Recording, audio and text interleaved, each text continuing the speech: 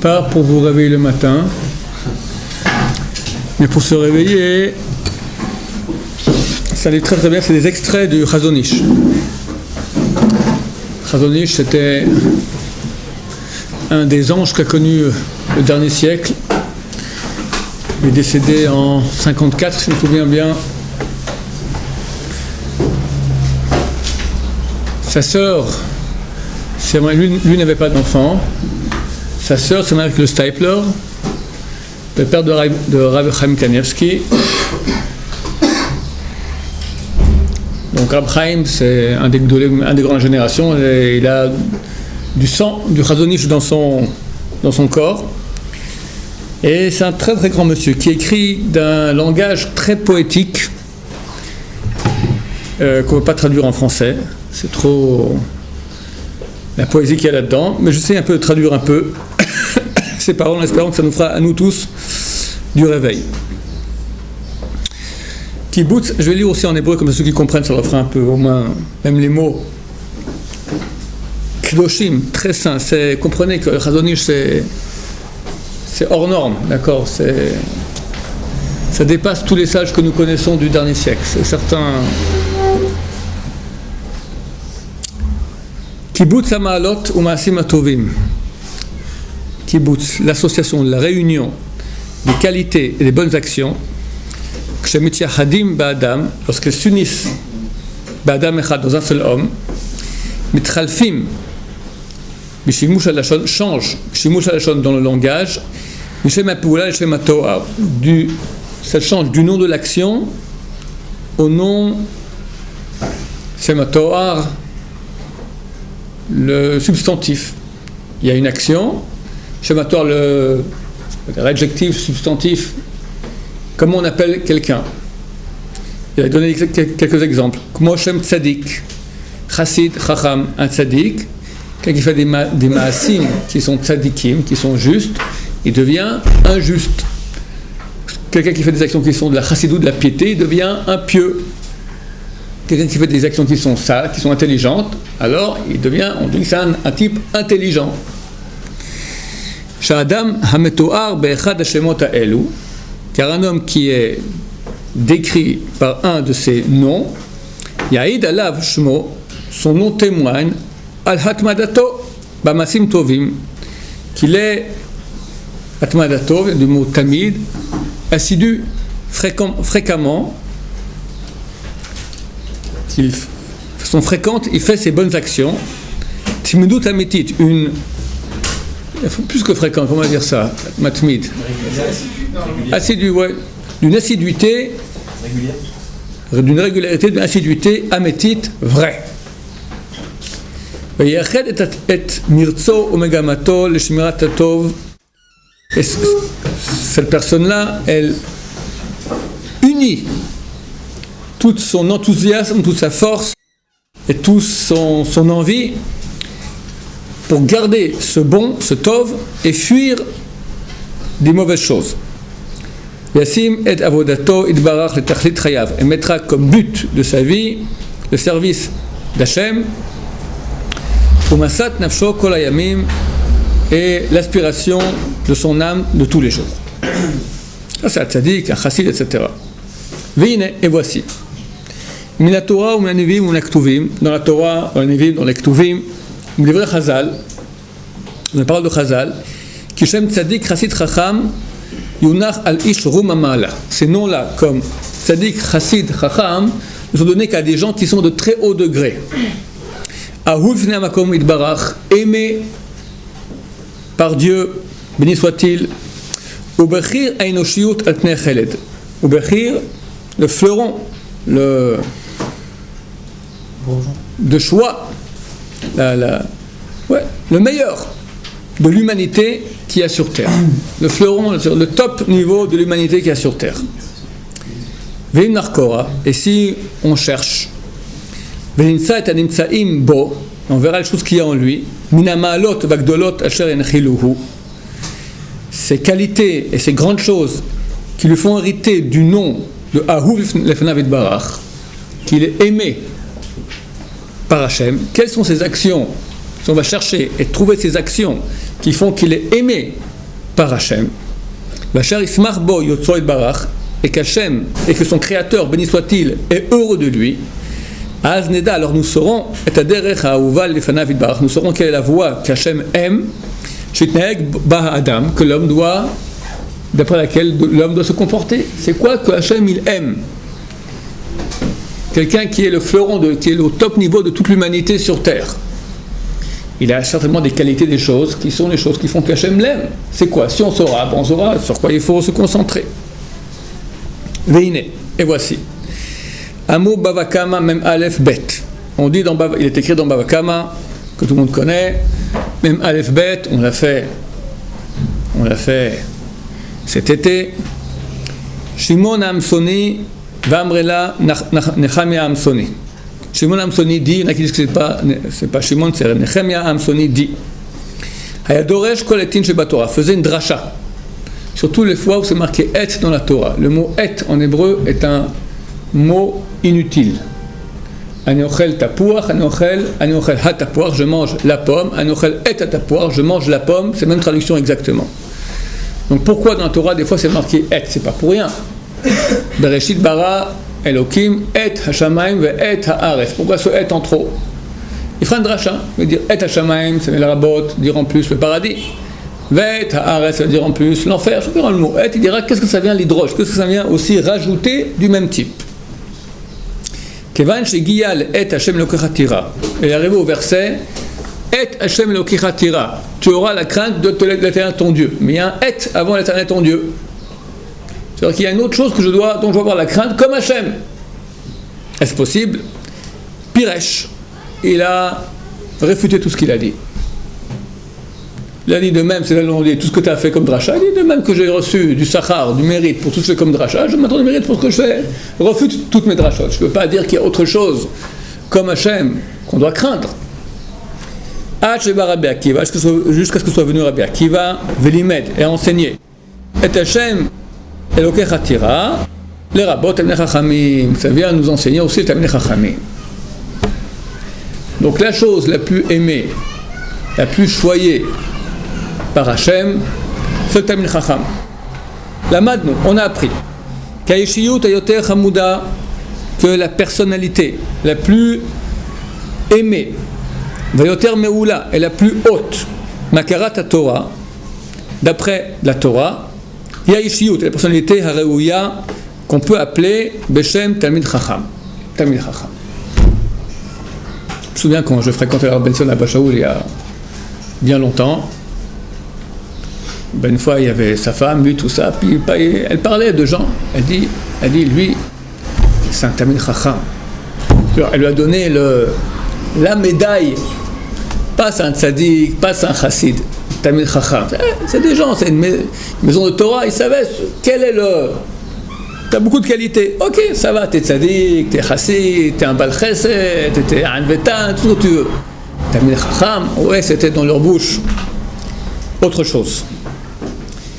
V'asher la'ish hayakar hazeh, et c'est à cet homme-là de qualité, Hersha Rabbi Akiva l'atzmo, car Rabbi Akiva s'est permis l'ashvot morao le mora shel makom ba'uchu. Rabbi Akiva s'est permis d'égaliser, de façon égale, de mettre à valeur égale la crainte qu'on doit en avoir, comme on doit avoir la crainte de makom ba'uchu, de Dieu lui-même, béni soit-il. Et la raboto, Bekrad et Hachem, c'est lui donc qu'on est rabé, qu'on dit, qu'on fait un ribouille de ce verset-là. Vimko, et si c'est ainsi, Efo, donc, Imeda et Akinanim Machamudim, Asher Aliadam Kana Hashem Talmid Chacham, si on saura quelles sont les choses, Chamudim, aimées, par lesquelles il a reçu ce titre de Talmid Chacham, nous saurons, Nedat Amasim Sgulim, Achavim Lefanav Idbar, nous saurons quelles sont les actions qui ont la faculté de nous rendre aimés par Hachem, Bemaaseh Adam, par mes actions de l'homme, Wanagato al Pnei Haaretz Besava Yamim, et de sa conduite sur la terre durant ces jours. Vous voulez la suite? C'est dur quand je traduis comme ça mot à mot. Hein? C'est mieux en français directement. Je vais essayer. Si vous voulez l'expliquer directement, peut-être. Oui. Alors, vous pouvez définir Talmid Chacham? Et voici, se trouve devant nous la question. Qu'est-ce qu'un Talmid Chacham? Et qu'est-ce que son nom exige de lui? Quelle est son essence? Et en quoi sa force est grande? C'est mieux comme ça? Qui me pardonne Chazon Ish que je fais de la traduction libre comme ça de son livre. Et voici, en paroles courtes, le Réma a réussi à nous exprimer quelle est l'image lumineuse dans ces rayons de splendeur. Et voici ce qu'il dit. Le Réma de Yorodea, Siman Resh Mem Gimel, Seif Bet. Qui sait l'Issa Beliten pour parler en Torah, et il comprend Midaato par sa connaissance dans la majorité des endroits du Talmud et leur Perushav et leur explication, et dans les Psakim des Géonim. Donc il a expliqué là-bas qu'un Talmid Chacham, c'est quelqu'un, Chacham Gadol, un grand sage, dans l'Halacha, qui connaît les profondeurs du Masa au matin, du pourparler de l'Halacha, d'après Hamekubal Be'adenu, la tradition que nous avons depuis les générations, a étudié la majorité des endroits du Talmud, et s'il n'est pas Chacham en cela, bien qu'il ait étudié la Haggadah, le Sif et des bouquins de Moussar, autant qu'il ne sait pas faire ce pourparler de Halacha dans la majorité des endroits du Talmud, d'après les poskim, il ne fait pas partie des Talmid Chachamim. Et il doit payer les impôts, parce qu'un Talmid Chacham est des engagés des impôts, lui il doit payer les impôts, même qu'il étudie toute la journée, comme c'est écrit dans le Réma là-bas. Marqué pour les enfants. Oui. Ve'en adin potro mitashomei meches. Talmid Chacham, nafkamina, qui est Talmid Chacham. Pour faire du kavod, aujourd'hui, Talmid Chacham sur n'importe qui, on dit, d'accord? Nafkamina maintenant, quand à l'époque, un Talmid Chacham qui n'est pas tourmimas, il ne devait pas payer les impôts. Les impôts, c'est pour l'armée, c'est pour la garde, vu que c'est lui qui protège la ville. Il doit payer lui maintenant pour qu'il y ait des soldats. Il ne doit pas payer pour ça. Etc. On va voir un autre endroit. Une lettre qu'il écrit à un jeune homme. Mon cher ami, j'ai envie maintenant de te renforcer dans le limoud de la Torah, dans l'étude de la Torah. Comme on dit Chazal, qu'elle a besoin de chizouk, de renforcement. Et que 4 choses ont besoin de chizouk. Parmi elles, la Torah, c'est marqué, et la Tfila, et la Parnassa, encore un que j'ai oublié. La Emouna, je pense pas. Et Rachid dit sur place, Tamid ou Bekol Kocho, sans cesse de toutes ses forces. Tu as bien prié Mincha, on y arrive vite, de nouveau il faut. Alors Rachid dit, Tamid, sans cesse, Bekol Kocho de toutes ses forces. On parle maintenant de l'Imout Torah, en Shavuot. Toujours toutes ses forces. Ça demande de l'endurance. Yadati, et je sais que tu ne laisseras pas aller ton âme à l'abandon, en faisant des choses à propos desquelles nous avons reçu l'ordre de ne pas les faire. Jamais tu as mangé de la viande taref. Jamais tu as fait un chilul Shabbat. Mais le péché de Bitul Torah est léger à tes yeux. Et voici, tu es prêt à sacrifier ton âme à cause d'une légèreté d'esprit. Là finit l'extrait. Donc il écrit à quelqu'un, mange ta rêve, tu ne manges pas. Chilul Shabbat non plus. Mais Bitul Torah, qui est d'après Chazal le plus grave de tous les péchés, ça, kalut da'at, tu as une légèreté d'esprit. C'est pas si grave. C'est pas si grave.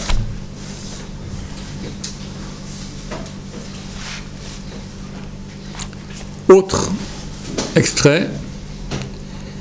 En vérité, toute la difficulté du sage, du chacham, n'est qu'au début.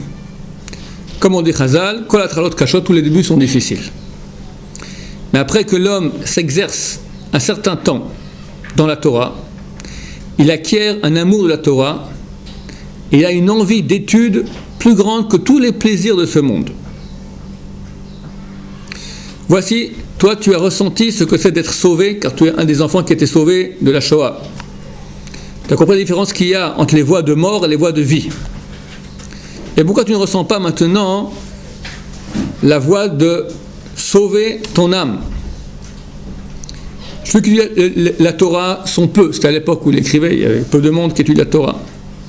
Et maintenant, voici que, après que tu as eu la chance, le mérite de tomber dans la famille de tes parents, et que tu as une bonne tête profonde et une bonne mémoire,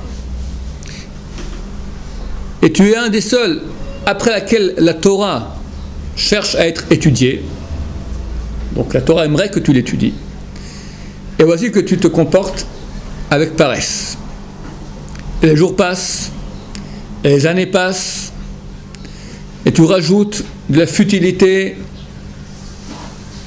avec tes deux mains.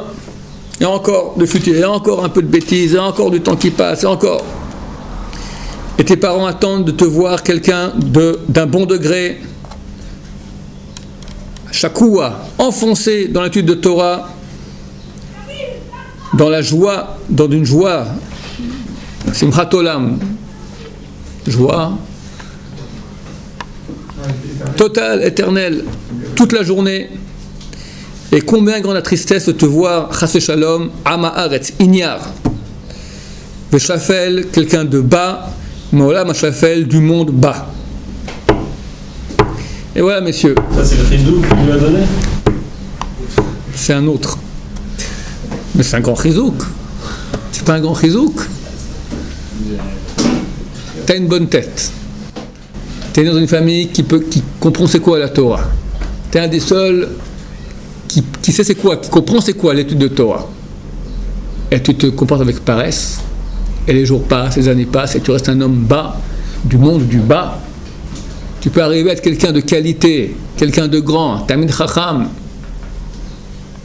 Le début est dur, mais après, il y a un goût énorme.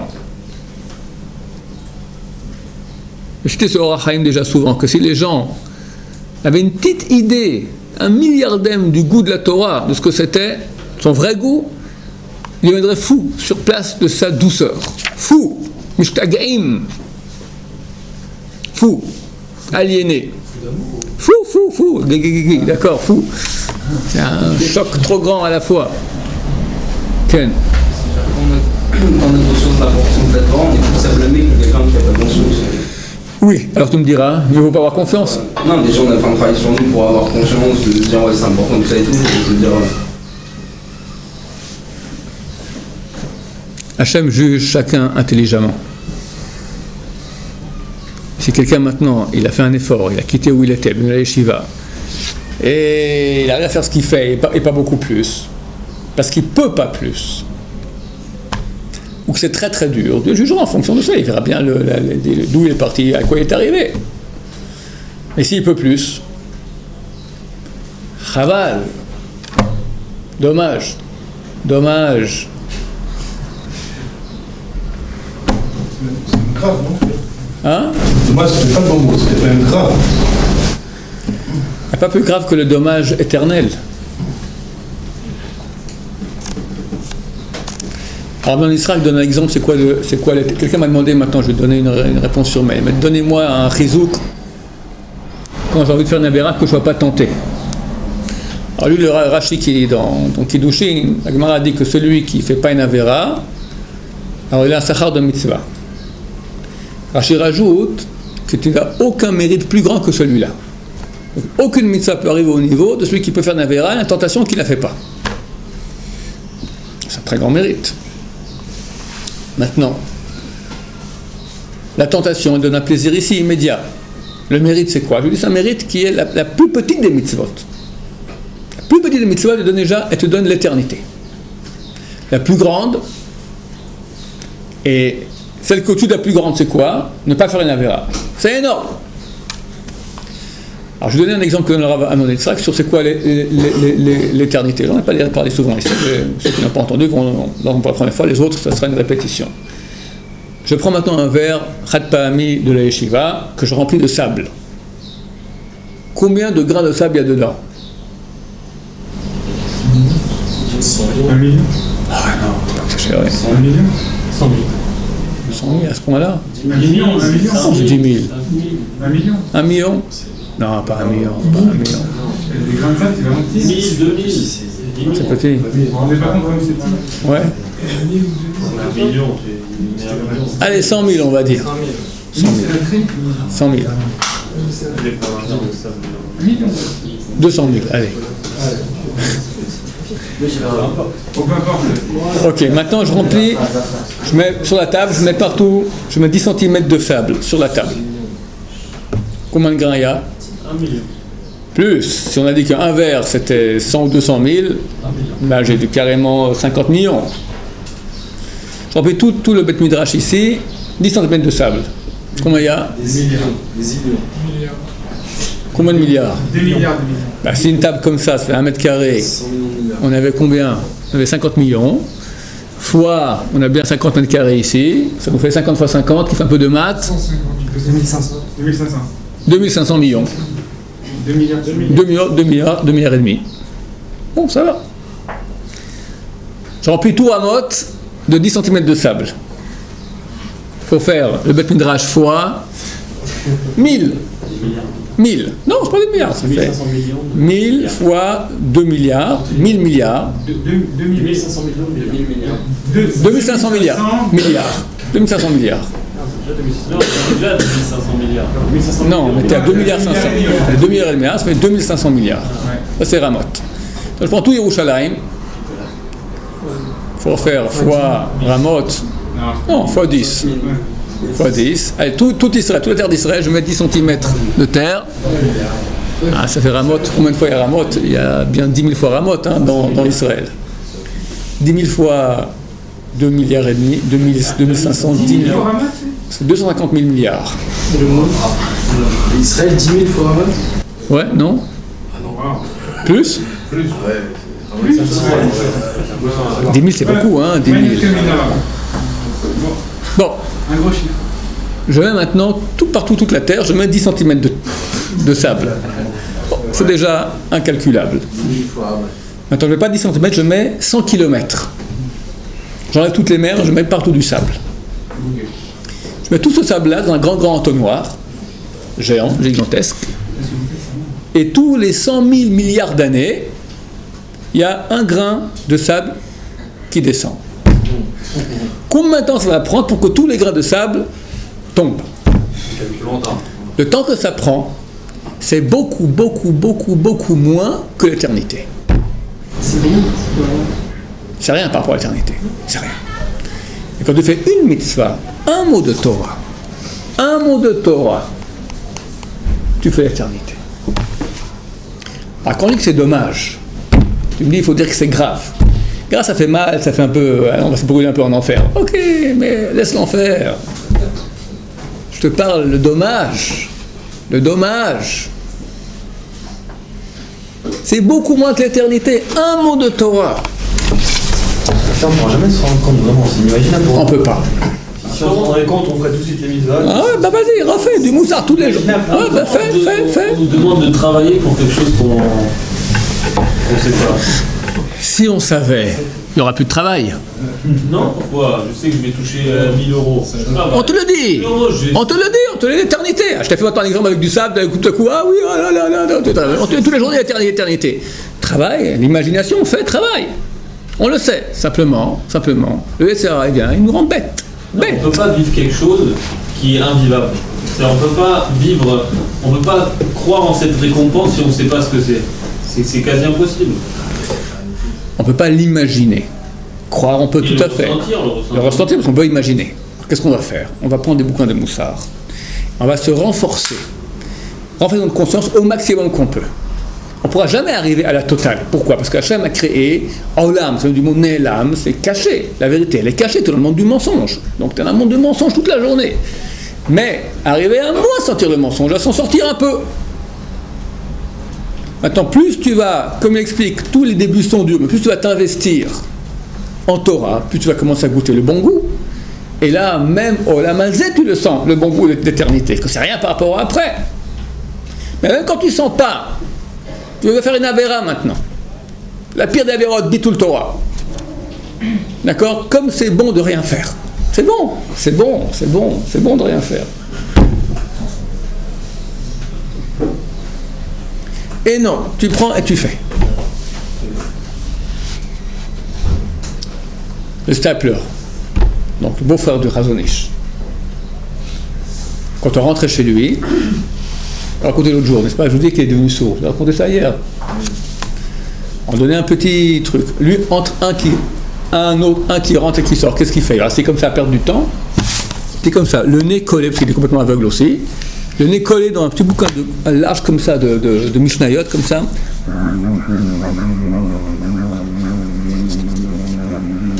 Il prenait le billet comme ça.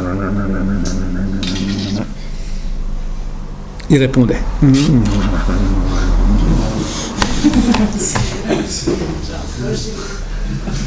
Rav Eliashiv, il a fait une opération. Je crois il y a 2 ou 3 ans. Il avait 99 ans. Il est tendu sur son lit avant l'opération. Qu'est-ce qu'il fait? Il a une Gemara forme à poche, comme ça.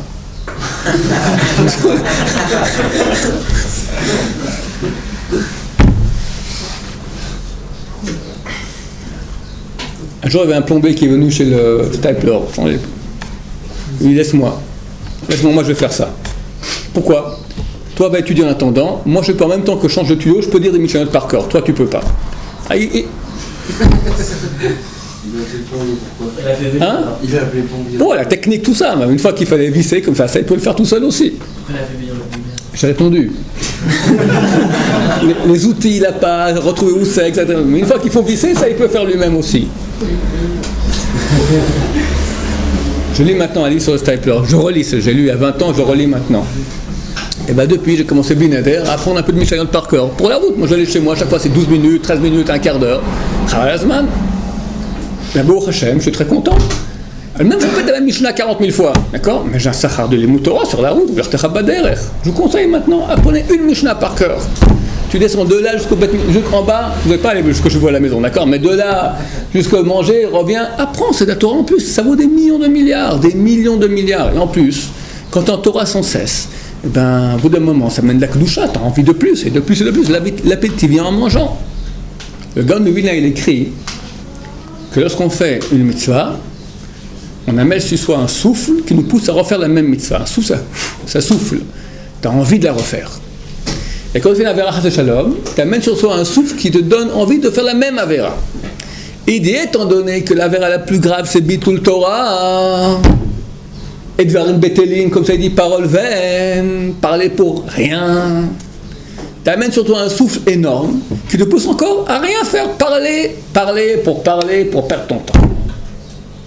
Alors, c'est dur, ça sera très dur, surtout que nous on a tous maintenant des ballons d'air, de souffle d'ailleurs, c'est un ouragan fou derrière, d'accord? Mais tu peux apprendre une Mishnah par cœur, c'est pas grand chose, celle que tu as fait maintenant à Gozel et Tzim, d'accord? Tu descends, tu remontes, t'as gagné. Et puis lentement, tu peux savoir un pérec, après une masechet entière. Masechet entière, c'est énorme ce que c'est une masechet entière. C'est pas si dur. Vous pouvez en un mois, chacun de vous, savoir une masechet entière de Mishnayot. Prenez pas une longue, prenez une facile. Bakama, c'est comme un peu costaud.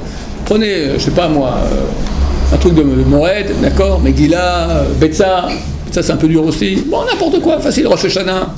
C'est bien ça? Très bien, c'est des Mishnayot aussi. Tu vas en route, tu vas à la Makouet, tu reviens. Tu as fait 3 Mishnayot, 4 Mishnayot. Mais d'abord, tu es parmi les 1 sur 10 000 bons juifs, Benetora, qui fait ça?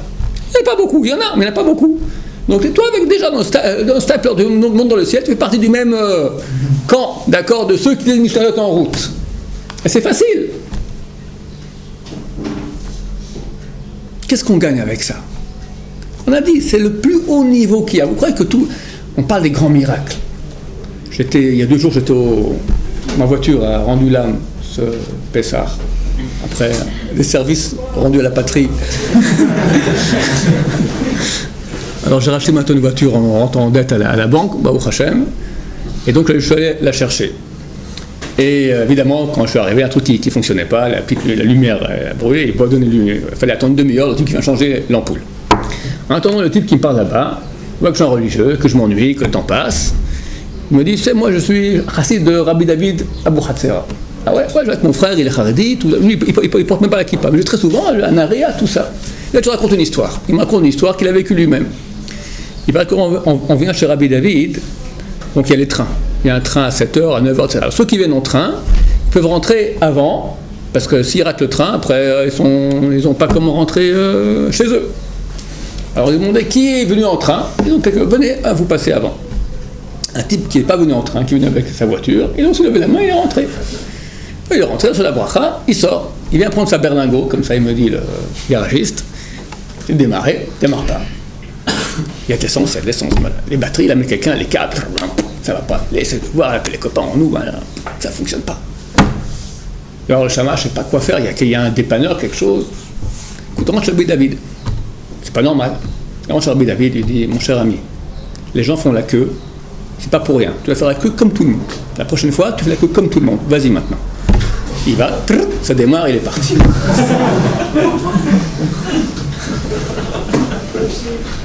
Alors, c'est un faiseur de miracles. Comment il a eu ça? Alors, il y a ce route à vote. C'est clair. Mais c'est à Avot, à Gdoshim.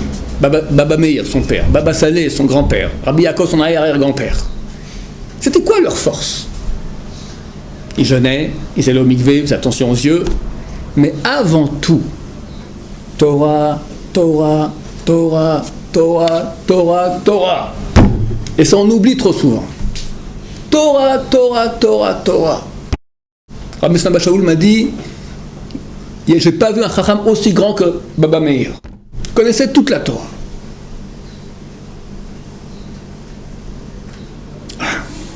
Quand tu deviens celui qui est choyé par Hachem, parce que tu es Torah toute la journée, tu peux faire des choses pareilles. Alors moi, quand je dis ça, ça me fait... Ça me renforce. Il y en a qui, des fois, on peut tomber dans un piège. Bon, alors... eux, quel miracle qu'il fait, et moi, allez, va, que je fasse une prière, que Dieu m'écoute, d'accord? C'est faux. Parce que si on comprend qu'eux sont arrivés par cela grâce à la Torah, alors je comprends que cette Torah que je fais, moi, elle a une valeur. Alors je ne serai pas Baba Saleh, jamais. Je serai un Talmid Chacham, un demi-Talmid Chacham. Je serai un Ben Torah, je saurai une Masechet de Mishnayot par cœur, c'est énorme. On est des petits moustiques de rien. Non, non. Vous l'avez déjà. Achalash Yomar Giborani. Le faible dira je suis fort.